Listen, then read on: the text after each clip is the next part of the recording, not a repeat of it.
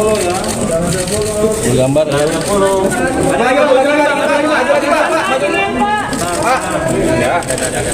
Bang itu kamera. Bang Dery. Ayo. Kamera video.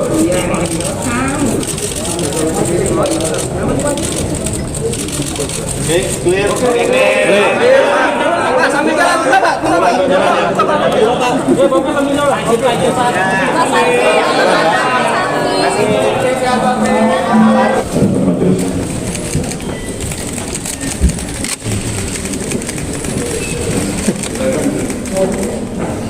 Tenang ya, aman Bapak.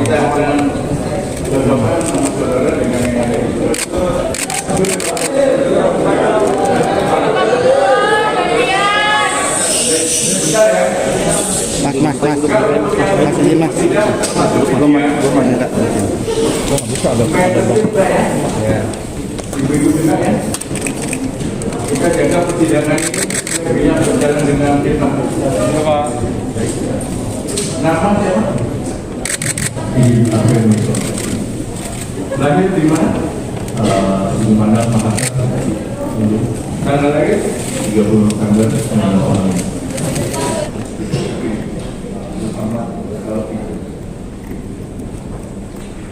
Jadi berapa orang?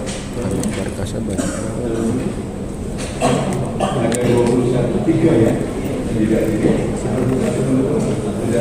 semua ya? Masa untuk hari dan seterusnya? Ya? Ya. Kemudian terdakwa sudah menerima Bambang Gatot Tarino selaku Direktur Jenderal Minerba Kementerian SDM periode 2015 selaku Direktur Utama PT Timah TBK periode 2016 sampai dengan tahun 2021, Emil Emida selaku Direktur Keuangan PT Timah TBK periode tahun 2016 sampai dengan tahun 2020, Alwin Abbas selaku Direktur Operasi dan Produksi PT Timah, Jenderal Manager Operasional CV Venus Titi Perkasa dan General Manager Operasional PT Munara Cipta Mulia, Hasan C selaku Direktur Utama CV Venus Titi Perkasa, Wanju Narias Buyu selaku Pengepul biji timah atau kolektor, Suwito Direktur PT Stanindo Titi Perkasa sejak tahun 2024, kami lagi sejak tahun 2004. Houston FRT 3 RW 1 Kelurahan Gunung Kecamatan Kebayoran Baru Kota Jakarta Selatan atas nama Sandra Dewi. 2. Bangunan di atas tanah Blok J 3 Jalan Haji Kedip Permata Regensi atas nama Kartika Dewi, Blok J 5 dan J 7 atas nama Sandra Dewi dan Blok J 9 atas nama Raihan Gunawan. 3. Pembelian tas branded antara lain: 1 unit tas Louis Vuitton diidentifikasi asli model mini luggage bahan monogram kanvas warna coklat. 2. 1 unit tas Louis Vuitton diidentifikasi asli model Gaupin backpack bahan monogram kanvas warna coklat. 3. 1 unit tas Louis Vuitton diidentifikasi asli model mengerti ya.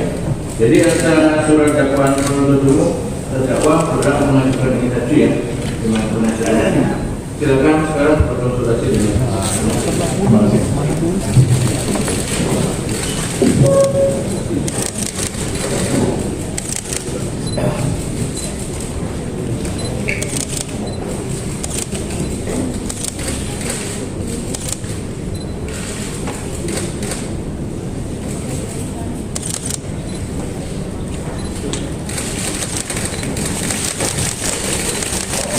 Menyampaikan siapa? Terdakwa atau penasihat hukumnya? Izin yang mulia, saya sudah mengerti tentang dakwaannya. Saya mohon izin untuk melanjutkan ke tahap selanjutnya. Coba yang keras, agak keras sedikit. Yang keras sedikit. Ya. Jadi saya mengerti dakwaannya.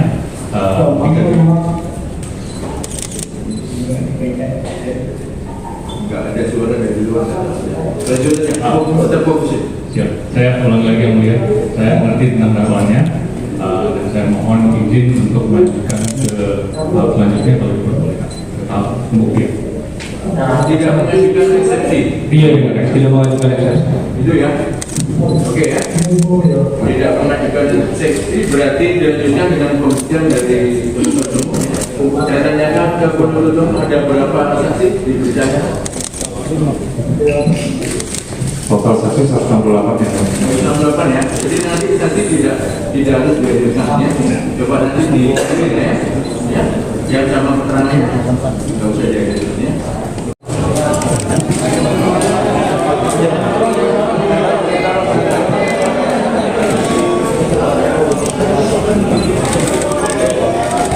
Ayo maju sini.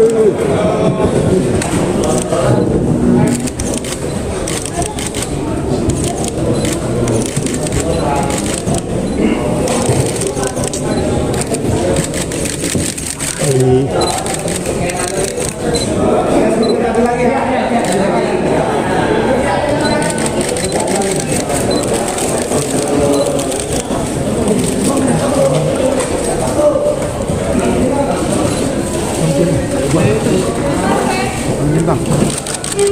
Maaf bang, kecil.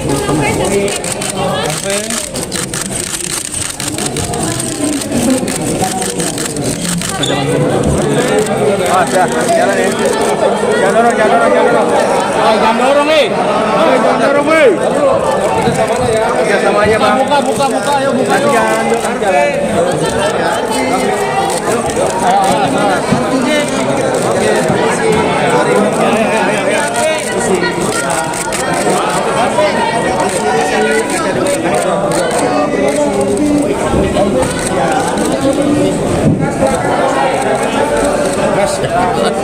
Dompet.